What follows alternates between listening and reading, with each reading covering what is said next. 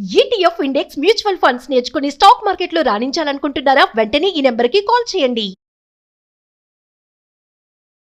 నమస్తే, సుమన్ టీవీకి స్వాగతం. ప్రస్తుతం మనతో ఉన్నారండి ప్రముఖ ఆధ్యాత్మికవేత్త, జ్యోతిష్య వాస్తు శాస్త్ర పండితులు, జ్యోతిష్య వాస్తు శాస్త్ర శిక్షణ నిపుణులు నానాజీ పట్నాయక్ గురువు గారు ఉన్నారు. చాలా మందికి కళల్లో రకరకాలుగా దేవుళ్ళు కల్లోకి రావడం, నెలలో 4-5 సార్లు రావడం, అసలు ఎందుకు ఇలా వస్తున్నారు, అలా రావడానికి కారణం ఏంటి, అలా వస్తే ఏమవుతుంది, వీటన్నిటి గురించి గురుగారిని అడిగి తెలుసుకుందాం.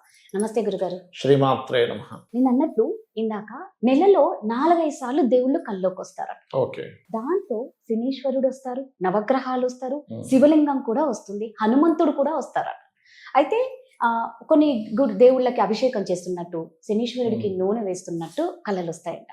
గురుగారు, ఈ కళలు ఎందుకు వస్తాయి, ఇలా రావడం వల్ల వాళ్ళకి ఏమవుతుంది? ఫస్ట్ ఆఫ్ ఆల్ ఏంటంటే, మనకి ఏదైనా ఏ స్వప్నమైనా, దేవతలు కదా ఏ స్వప్నమైనా రావడానికి గోచారంలో కానీ లేదా మహాదశ అంతర్దశల్లో కానీ శుభగ్రహ సంబంధాలు వచ్చినప్పుడు ఆ తత్సంబంధించిన దేవతామూర్తి మనకి స్వప్నంలోకి రావడం జరుగుతుంది.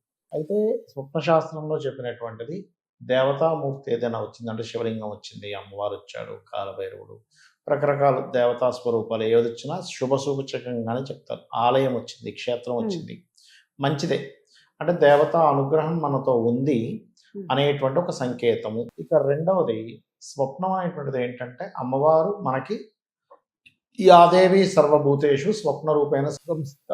అంటే అమ్మవారు మనందరికీ, అంటే మనందరం తన యొక్క బిడ్డలం, మీకు మంచి జరగబోతుందనో లేకపోతే ఏదైనా ఇబ్బంది జరగబోతుందనో స్వప్న రూపంలో తనకు సూచన ఇస్తుంది. ఆ స్వప్నంలో మీరు ఎక్కువగా కంగారు పడ్డారు, భయపడ్డారు, దట్ ఈస్ బ్యాడ్. బాగా మంచి ఫీల్ అయ్యారు, దట్ ఈస్ గుడ్. ఇక ఉపాసన చేసేటప్పుడు కల్లోకి వస్తుంది. అంటే మీరు ఒక అమ్మవారు ఉపాసన చేస్తున్నారు, దర్శనము అంటారు. దర్శనం జరిగిందని నవ్వుతారు. ఎవరైనా ఏదైనా మంత్రం తీసుకొని ఎవరి దగ్గరైనా గురువు గారి దగ్గర తీసుకొని జపం చేసేటప్పుడు దర్శనం అయిందా అండి అంటారు. అంటే అవుతుంది ఖచ్చితంగా. 41 days కంటిన్యూస్గా కనుక ఏదైనా చేస్తే ఖచ్చితంగా రకరకాలుగా అవుతాయి. స్వప్న రూపంలో అవుతుంది. కళ్ళు మూసుకొని జపం చేయగా చేయగా చేయగా చేయగా కళ్ళు మూసుకొనే ఉంటాం, కానీ ఈ రూమ్ అంతా మనకు కనిపిస్తూ ఉంటుంది. కనబడుతూ అక్కడ దేవత మూర్తి దర్శనం జరిగి వెళ్ళిపోతుంది. ఒక 3 to 5 seconds, అంతకంటే ఎక్కువసేపు ఉండదు. కొంతమందికి 2 secondsలోనే అయిపోతుంది. అది లేదా స్వప్న రూపంలో దర్శనం అవ్వడం, ఇది దర్శనము అంటారు. ఒక జపం, ఒక మంత్రం తీసుకొని జపం చేయగా చేయగా చేయగా మూల పరమాత్మ, ఒకటే పరమాత్మ. ఇప్పుడు ఎలా అంటే, చిన్న ఎగ్జాంపుల్ చెప్పాలంటే, ఇప్పుడు మీరు బావిలో నీళ్లు ఉన్నాయి, ఒక బిందెతో తీస్తే బిందె రూపంలో వస్తాయి, బకెట్తో తీస్తే బకెట్ రూపంలో వస్తాయి. అలాగే ఇప్పుడు బంగారం ఉందనుకోండి, బంగారాన్ని మనం రకరకాల ఆభరణాలుగా తయారు చేస్తాం. ఓవల్గా బంగారమే. చౌకమ్మలు చేసుకుంటారా, గాజులు చేసుకుంటారా, మెడలో హారంగా చేసుకుంటారా, దాని పేరు మారింది, కానీ బంగారమే కదా. అలాగే మూల పరమాత్మ ఒక బంగారం అనుకుంటే, మీరు ఉపాసించే దేవత ఆ ఆకారంలో వచ్చింది. సో ఎప్పుడైనా స్వప్నంలోకి మీకు దేవతామూర్తి వచ్చింది అంటే, మీకు ఖచ్చితంగా దేవత అనుగ్రహం ఉందని అర్థము. లేదా మీరు ఉపాసిస్తున్న దేవత వచ్చిందంటే ఆ దేవత సిద్ధించిందని అర్థం. మనం ఏదైనా మంత్రం సిద్ధించింది అంటారు. ఎప్పుడు సిద్ధించినట్టు? అనుగ్రహం కలగడం స్టెప్ బై స్టెప్ ఉంటుంది.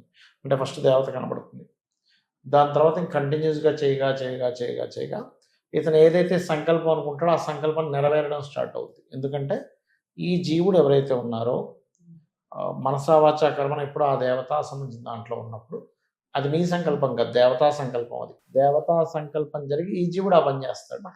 ఆ రకంగా అన్నమాట.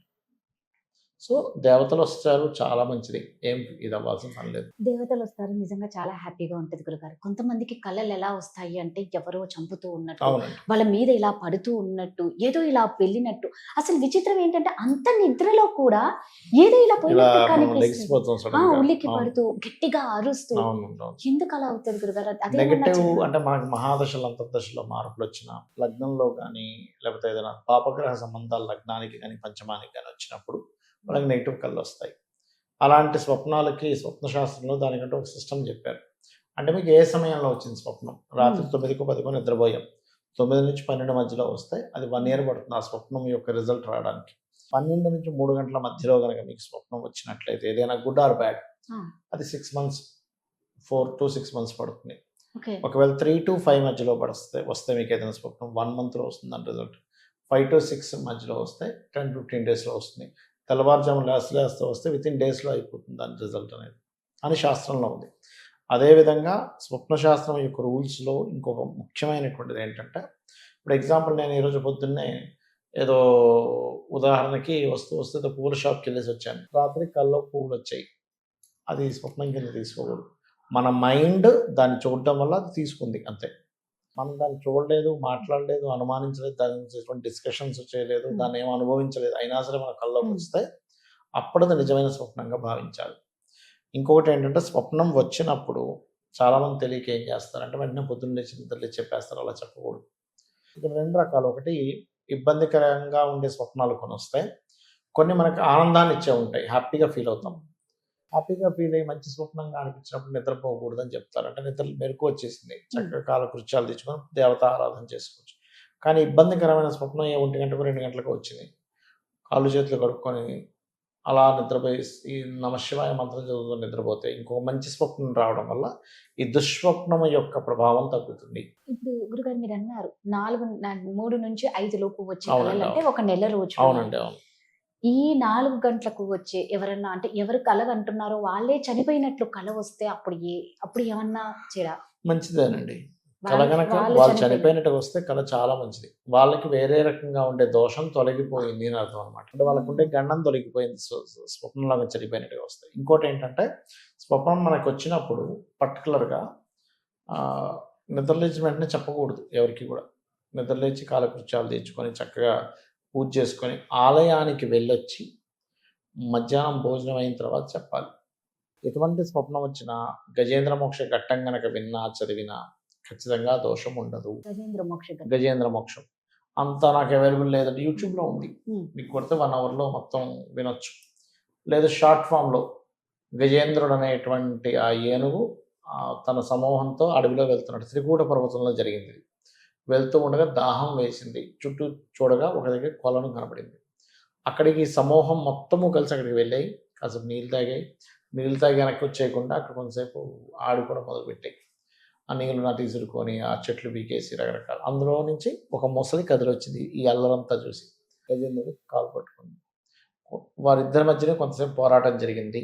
దాని తర్వాత ఇంకా ప్రార్థించడం మొదలుపెట్టింది మూల పరమాత్మని. విష్ణు వచ్చాడు, చక్రాన్ని వదిలి ఆ యొక్క ముసలి యొక్క తలని ఖండించాడు, ఈ యొక్క ఏనుగుని రక్షించాడు, గజేంద్రుడిని.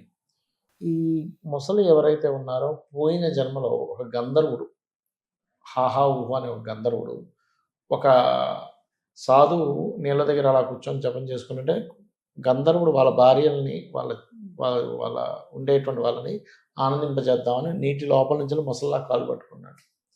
నువ్వు ముసలి భయపడ్డావు కదా అన్నందుకు నువ్వు ముసలిలా చేస్తున్నావు, నువ్వు ముసలి జన్మించాలని శపించాడు. అలాగే ఇతను కూడా ఒక బాగా ఉత్తముడు, ఆ ఏనుగు కూడా. అతనికి కూడా శాపవశాత్తు ఏనుగుగా పుట్టాడు. ఇలా ముసలి పట్టుకున్నప్పుడు నీకు మోక్షం ఉంటుంది అని చెప్పారు. ఇది యాక్చువల్గా గజేంద్ర మోక్షం. గజేంద్ర మోక్షం యొక్క ఇది కనుక ఎవరైనా పొద్దున్నే నిద్రలేచి ఒక్కసారి అనుకుంటే వాళ్ళకి అనేకమైనటువంటి దోషాలు పోతాయి. రోజు మీకు స్ట్రక్ అయిపోయినట్టుగా ఉంటారు కొంతమంది లైఫ్లో, ఇంత ఇరుక్కుపోయి ఉన్నాయండి. గజేంద్ర మోక్షం చేసుకోండి, ఖచ్చితంగా 100% వాళ్ళు బయటపడతారు, అందులో ఎటువంటి సందేహం లేదు. చెప్పారు గురుగారు, ధన్యవాదాలు. శ్రీమాత్రే నమః.